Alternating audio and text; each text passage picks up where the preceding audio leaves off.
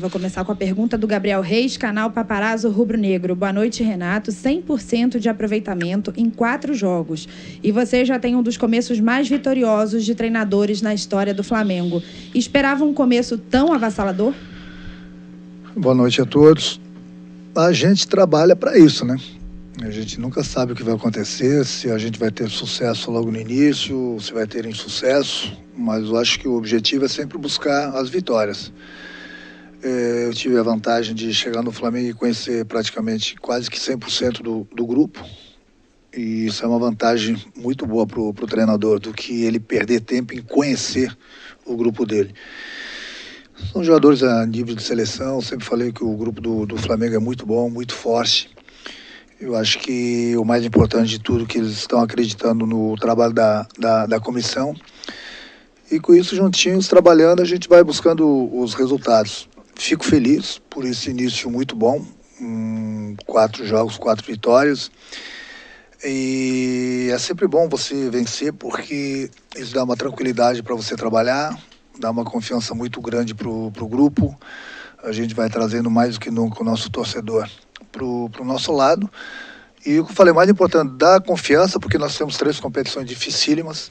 E Flamengo é Flamengo, né? Sabe que a cobrança é muito grande. Mas essas vitórias têm dado uma tranquilidade para a gente trabalhar, volto a repetir, para que a gente possa jogar, digamos assim, um pouquinho mais tranquilos nos próximos jogos, mas sempre com a responsabilidade de buscar as vitórias. Marcos Vinícius, canal Tudo pelo Flamengo. Renato, boa noite e parabéns pela vitória. Até o início do segundo tempo, o time não vinha conseguindo manter a intensidade dos últimos 2 jogos coletivamente.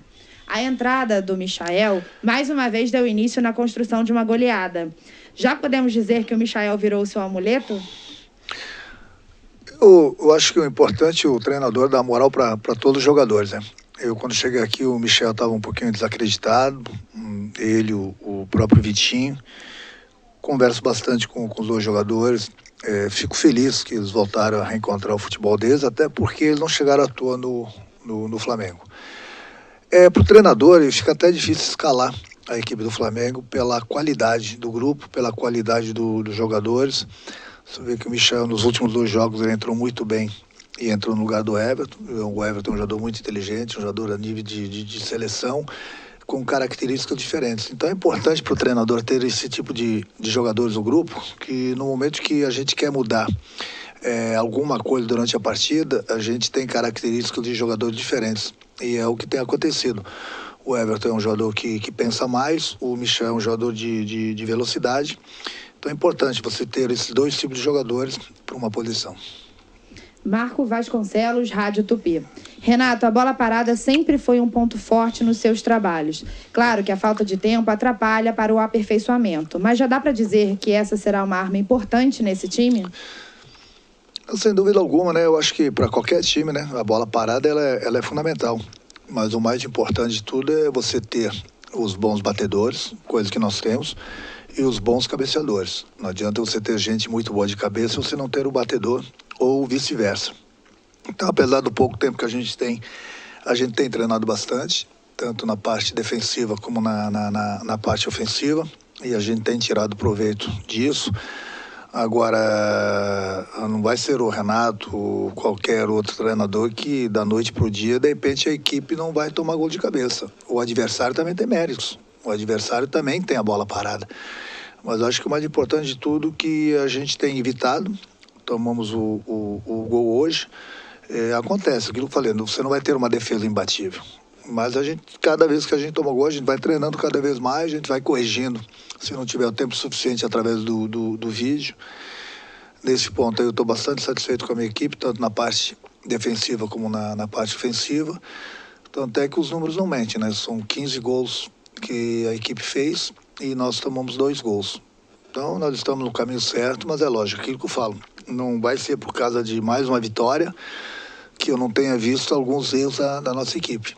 Então, eu estou aí para isso, eu sei onde nós erramos e durante a semana a gente vai conversar. Temos pouco tempo para treinar, mas a gente tem treinado e procuro, como falei, mostrar no vídeo os erros que a gente cometeu, para que, eu sempre falo para eles, Quanto menos erros a gente cometer, menos chance o adversário vai ter de fazer o gol na gente.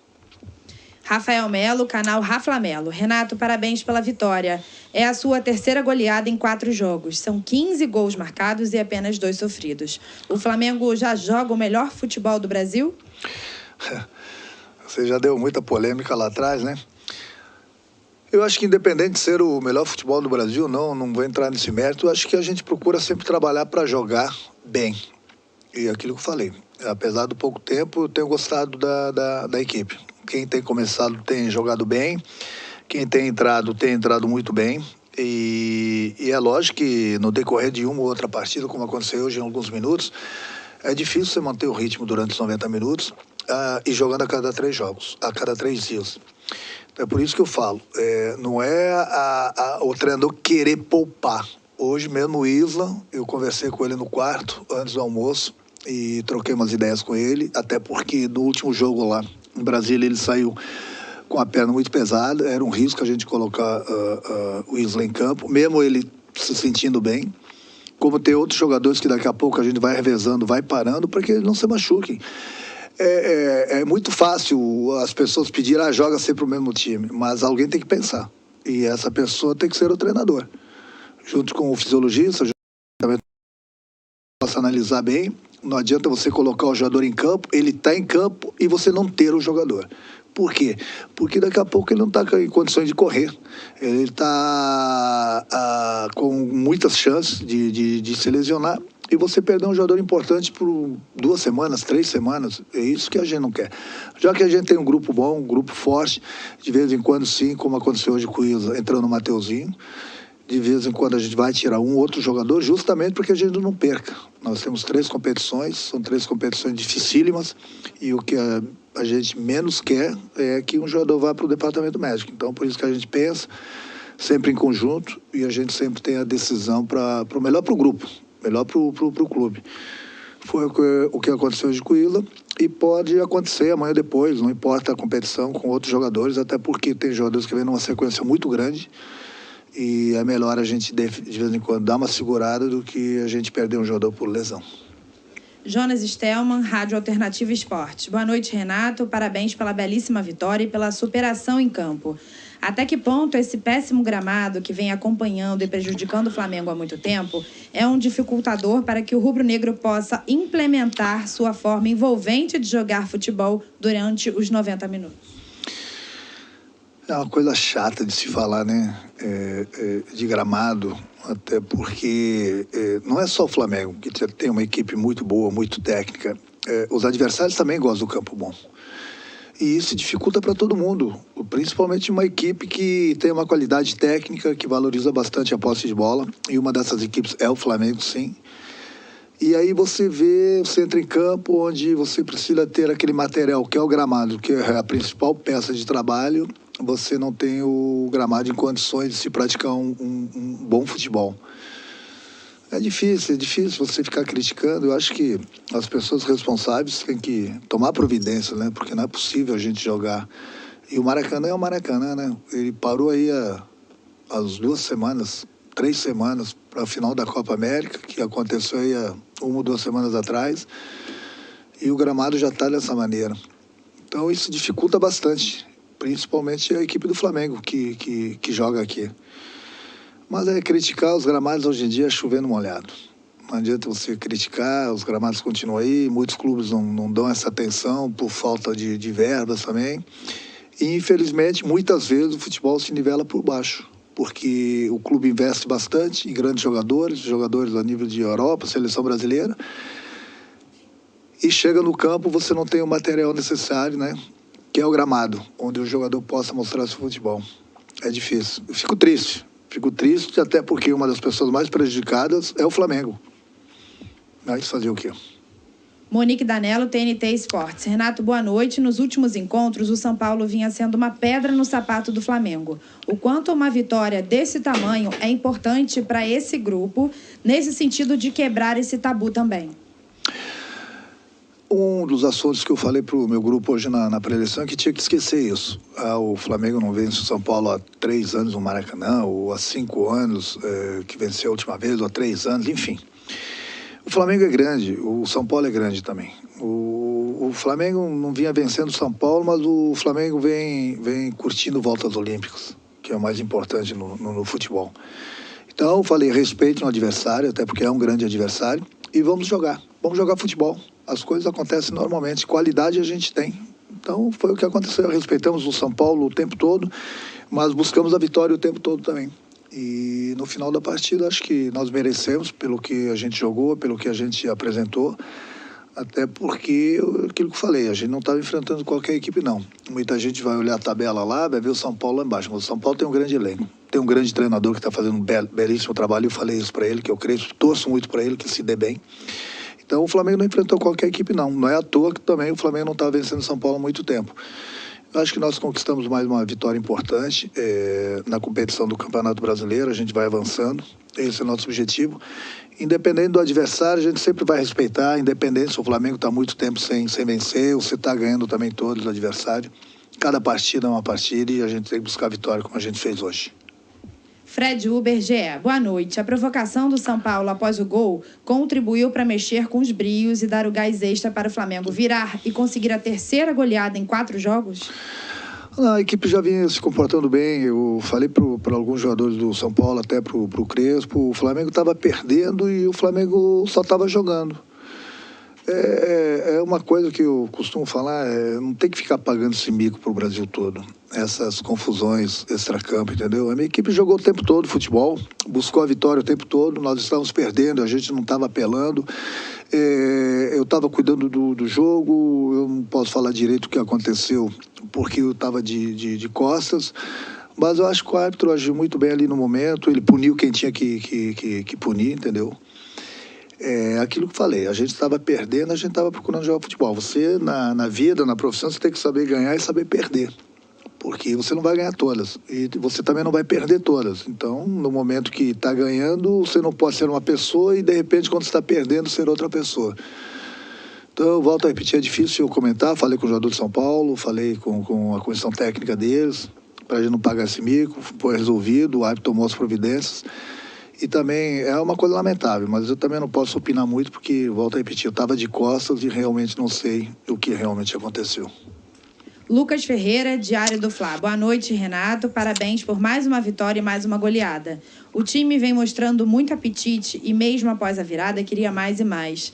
Essa fome por vitória e gols é um tom que esse Flamengo terá com você? Comigo vai ter.